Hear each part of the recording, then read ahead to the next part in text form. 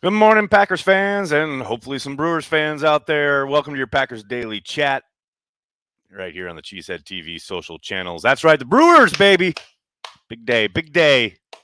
Hope you're all watching the game this afternoon. I know I will be. Had to support my guys. Get your Carry the B shirt in the Cheesehead TV store, folks. That's what you want to do. World Series run coming up. Second part of a three-part play. Three parade year is on. Bucks did their part, Brewers do theirs, and the Packers do theirs. Let's do it. Come on, people. Feel it. Happy Friday. I hope you're all doing well. AJ McKinney starting us off with a super chat. What's up, buddy? Seeing that we have Razel Douglas now, can we take BJ Raji to the Lazarus pit to bring him back to life in green and gold for KC's sake? I love all of this, AJ. I'm happy to be a part of this plan. Let's do it. Chris, thanks for the super chat. Big day. This is my crew. Win it for Uke. Man, Bob Euchre. That's what it's all about right there. I love it so much. Love it. Robin, thanks for the super chat. Hope I don't get killed for this, but Clay? Robin. A long time friend of show, stalwart Patreon member and supporter of the brand in general. All around seemed like a decent guy. Robin.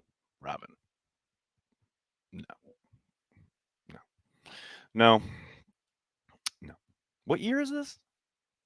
Is it 2015? Where did I come through a portal? No. David, thanks for the super chat. My Packer flag is torn and I need to replace it. Do you know where I can drop off the old flag so it is disposed of properly? Go Pack Go. I've never even thought about that. I would probably just throw it away if it's torn and you don't want any more use of it, or repurpose it, make it into something else. That's what I would do. But yeah, I don't know. Is there a repository for old Packer flags? I am David. I can't help you there. I'm sorry, buddy. Marshall, thanks for the super chat. It's been a while since we have had this much talent at inside backer. Campbell, Smith, Barnes, potentially the best inside backer group since Barnett, Hawk, and Bishop. I mean, yeah, there hasn't been a whole lot to write home about it inside backer, that's for sure. But yeah, there's talent there, no doubt about it. Getting it all to play together and work together as a unit, that'll be the next trick for Joe Barry. But there's certainly a lot of potential there. A lot of different pieces you can utilize as a defensive coordinator. You saw some three linebacker looks, like inside backer looks, against the Steelers. Maybe we see an expansion of that. But yeah, I like the kind of different types of talent they have there. We'll see if Barnes is even up on Sunday. I know he's trending in the right direction, but that's, his participation in Sunday's game is not a given. I doubt Jalen will be ready. So I think they might still have to mix and match there a little bit against the Bengals. But long term, yeah, there's a lot of possibilities there. Definitely. Brad, thanks for the super chat. I'll be carrying the B and the G at the game tonight. That's my guy, Brad. That's what I am talking about. What's up, Nags? Cheers from Houston. Bryce, good morning from New York City. I hope you're well. I really feel like Jonathan Garvin has stepped up. Towel, I think he has played solid football. I don't think there's anything you'd point to particularly that he's that's above and beyond. But I do think, yeah, he's given them some quality minutes, some quality reps, and now with Rivers being out, he'll probably undoubtedly be asked to do a bit more. So, yeah, he had a solid camp too. He really surprised me at times with the number. He had a kind of a stretch there, like 3 practices in a row where he beat couple of the starting line too, a couple times on the inside moves. That was pretty impressive. So I think, yeah, he's been solid as far as his play off the bench, now being thrust into more action. Hopefully he can keep that up. The key is it's all about consistency, right? Like, you just keep up, don't be a hindrance, and hopefully you can give them a little bit more now that Rivers is down. Uncultured, thanks for the super chat. Morning, Nags. Blue Velvet is coming on. When I first saw it, I thought it would be the strangest thing I'd see Kyle MacLachlan in. How wrong I was. Oh, yeah. Well, he went on to do Dune and Twin Peaks and many other things. Love that movie, though. My frayed flag flies on the boat when I float. There you go, Daniel. I like it. Timbo Slice, thanks to Super Chat. Have you read any of the books in Aaron's book club? No, I haven't been following along really. I read The Alchemist a long time ago. I know that was the first one that he had mentioned, and he he's mentioned that book before. So I went back to it like years ago when he first started talking about it. But outside of that, I don't even know what the books are. You'd have to bring me up to speed. Aiden, thanks for the super chat. Joe Barry has impressed me so far. Campbell, anyone?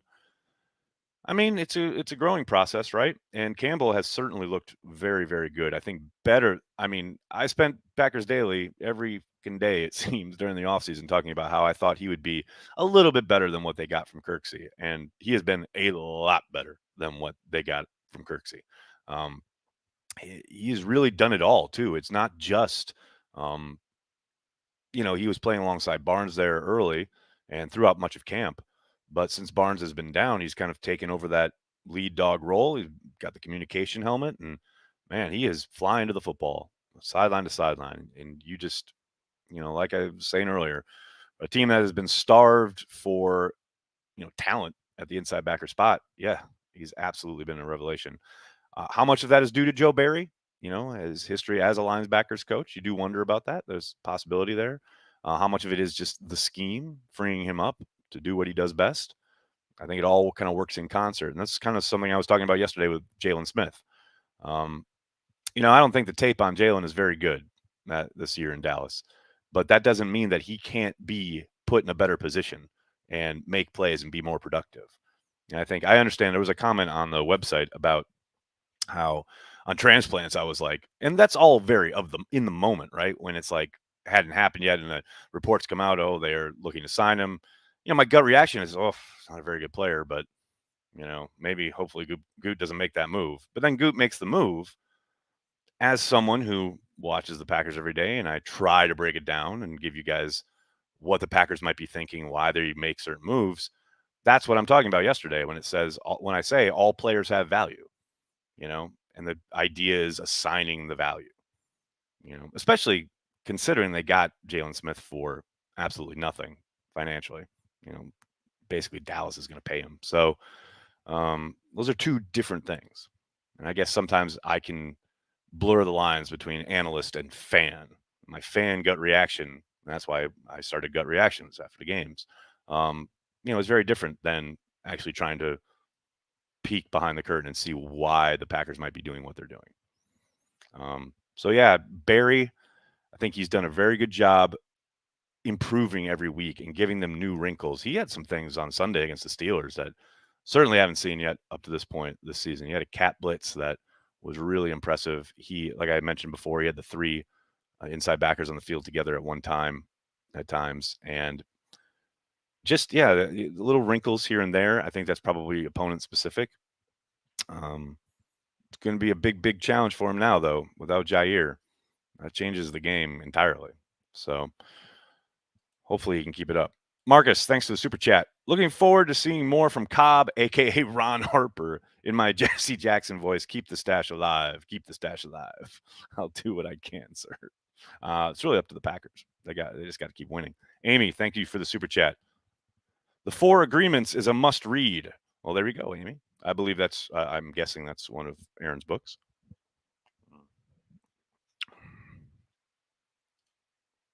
Robin, Z back surgery, disc issue, no specifics by Packers. Less detail seems to mean more severe.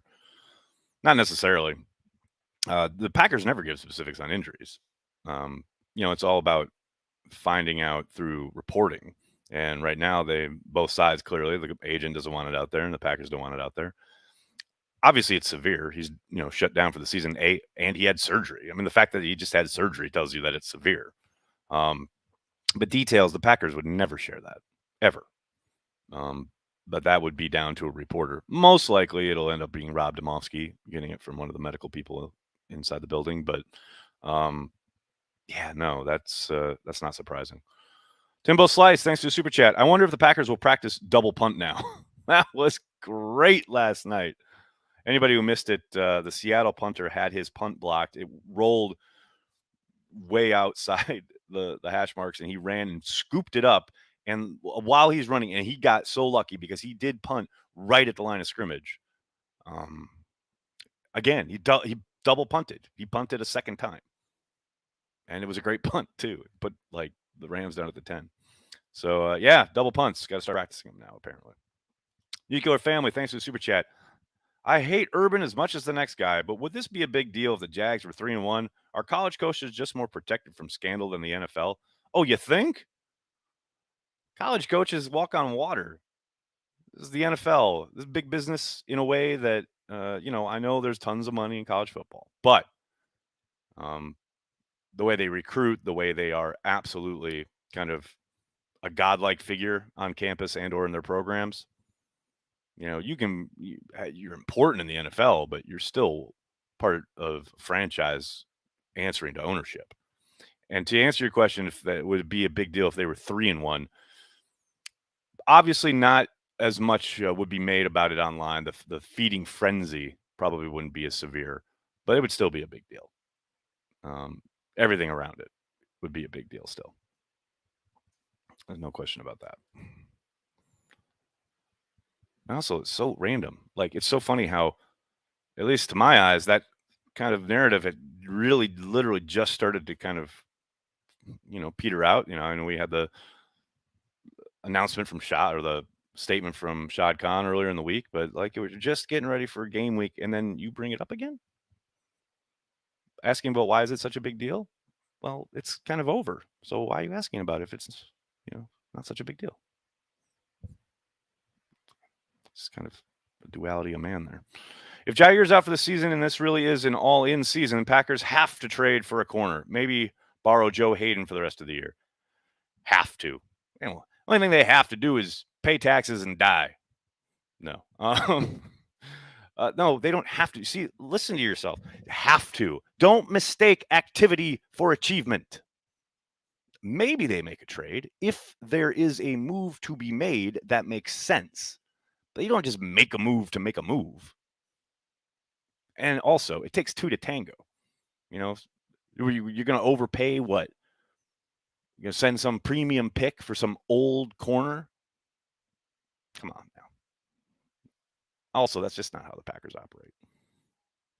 High scoring game? Man, on Sunday, probably. I would suspect so. I mean, the Packers, I would think, are going to try and control the football with the running game, give their defense a little help in that regard. But yeah, man, I think I would suspect probably like 31-28, one of those types, somewhere along those lines. Andrew, thanks for the super chat. Launched a pod hosted by Blue Wire called Packers Fans Only. Would have never done it without Cheesehead TV and your coverage, Nags. Here's 20 for the plug. Hope it helps with pizza night. Thank you, Andrew. Thanks very much, and good luck with the podcast. Packers Fans Only. So what are you going to do when you get trolled by Vikings fans? Because it's going to happen, son. No, that's great, man. That's awesome. Congratulations. Jovan Wallace, what's up? Thanks for the super chat. Morning, Nags. Jay Smith sees the field when? Probably not Sunday. I would suspect that would be a little quick. But you never know. Maybe they find a way to have a package or two that they think works. But he's got a lot to catch up on. They talked about that yesterday with the assistant coaches when we talked to Joe Barry. He's never played in the scheme before. He's got to learn what certain rules are for certain types of concepts, etc. But maybe there's like a handful of plays that they can just tell him see ball, get ball kind of thing. But yeah, I would suspect next week before we see him on the field. Any way the team can coerce Tramon Williams out of retirement? Tend to doubt it. Seemed pretty final, but never say never. Oh no. As someone that's a WVU fan and saw Rasul Douglas for years, I'd like to say he's no Jair, but he is a solid corner. Kelsey, I'll take it. Solid corner. You can make do with a solid corner. No doubt about it. The ugly side of the Jair injury is that the Packers will use it as leverage to underpay him. Could get ugly. No. What? Guys, no. The Packers are going to pay him primo dollars. They know how good he is, and his agent knows how good he is. No. Riley, thanks for the super chat. Brewers win in 3 games or 4. Oh. Let's go. Man, I don't know because whatever I say is going to be wrong. I just know the Brewers are going to win. Mark it 0, dude.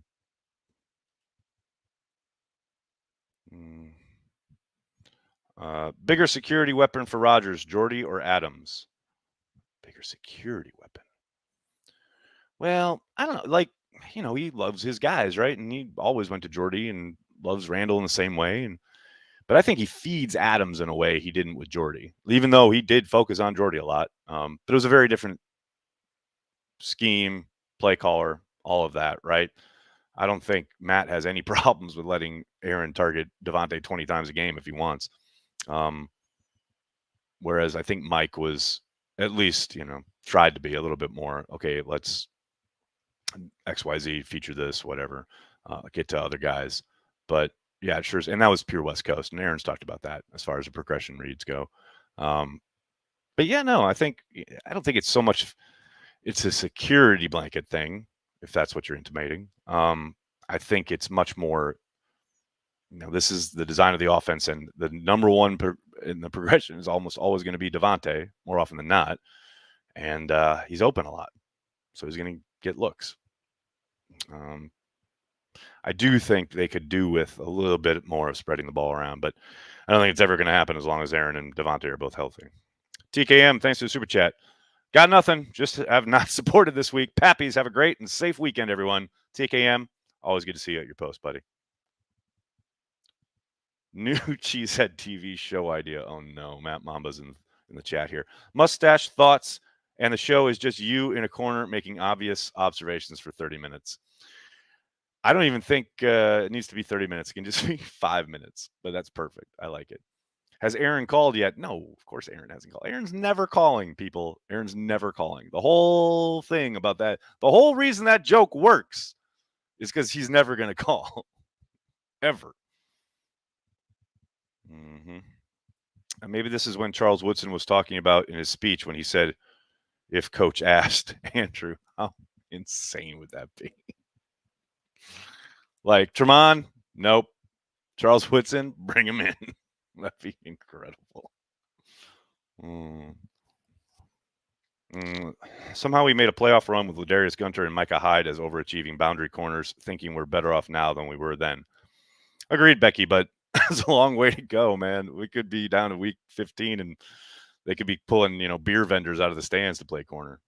We'll see how the ebb and flow of the season goes. But yeah, that's part of the gig, though, right? That's the NFL. It's a war of attrition. Lots of times, it's a combination of how you're playing down the stretch, late December, coupled with the health of your football team.